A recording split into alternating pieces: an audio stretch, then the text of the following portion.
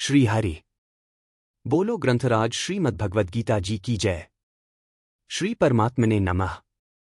गीता सुगीता कर्तव्या किमन्यः शास्त्र विस्तरः या स्वयं पद्मनाभस्य मुख पद्माद्विन्यः सृता। अथ ध्यानम्।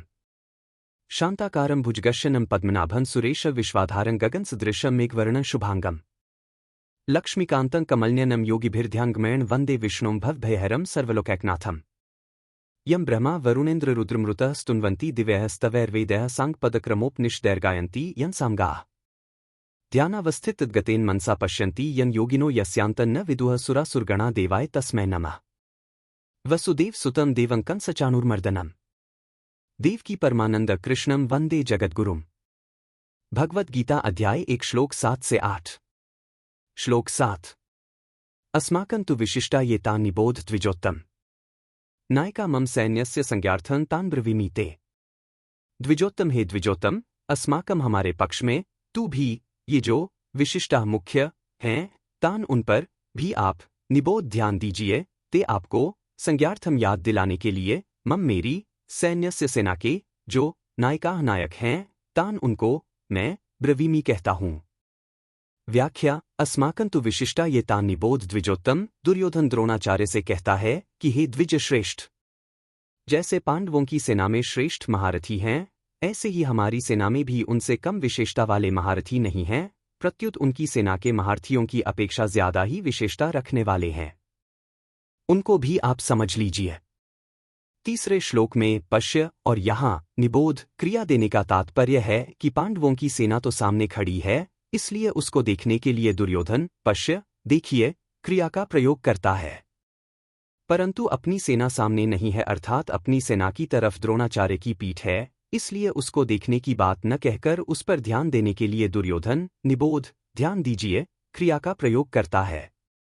नायका मम सैन्यस्य संज्ञार्थं तान् ब्रवीमि ते। मेरी सेना में भी जो विशिष्ट सेनापति हैं, सेनानायक हैं, महारथी हैं, मैं उनके नाम केवल आपको याद दिलाने के लिए, आपकी दृष्टि उधर खींचने के लिए ही कह रहा हूं।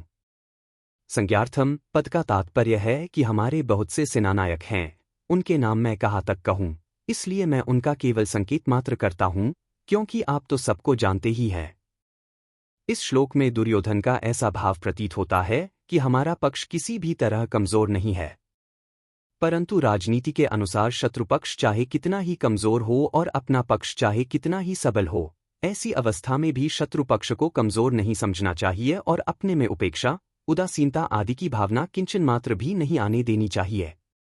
इसलिए सावधानी के लिए मैंने उनकी सेना की बात कही और अब अपनी सेना की बात कहता हूं। दूसरा भाव यह है कि पांडवों की सेना को देखकर दुर्योधन पर बड़ा प्रभाव पड़ा और उसके मन में कुछ भय भी हुआ, कारण कि संख्या में कम होते हुए भी पांडव सेना के पक्ष में बहुत से धर्मात्मा पुरुष थे और स्वयं भगवान थे।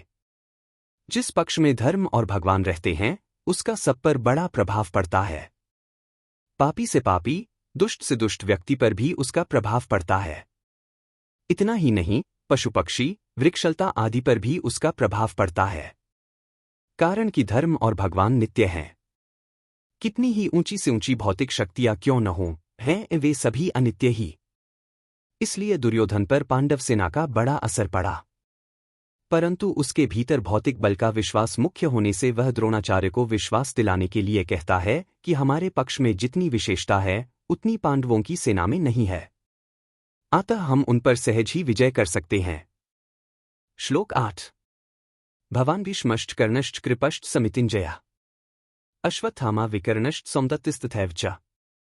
भवान आप, द्रोणाचार्य च और भीष्मः पितामह भीष्म च तथा कर्णः कर्ण च और समितिञ्जयः तथा वैसे एव संग्राम विजय कृपः कृपाचार्य च ही अश्वत्थामा विकर्ण च और सौमदत्तिः सोमदत्त का पुत्र भूरिश्रवा। व्याख्यावान भीष्मश्च आप और पितामह भीष्म दोनों ही बहुत विशेष पुरुष हैं। आप दोनों के समकक्ष संसार में तीसरा कोई भी नहीं है।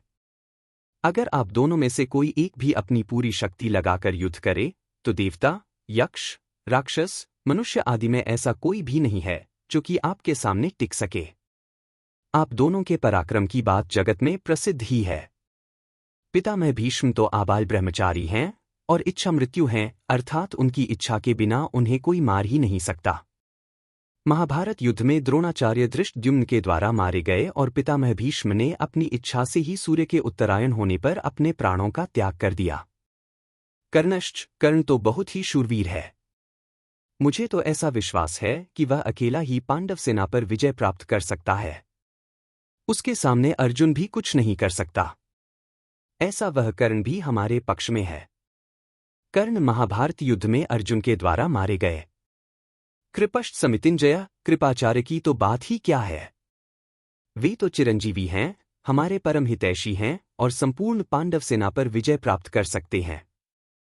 अश्वत्थामा, बलि, वेदव्यास, हनुमान, विभीषण, कृपाचार्य, परशुराम और मार्कंडेय 8 चिरंजीवी हैं।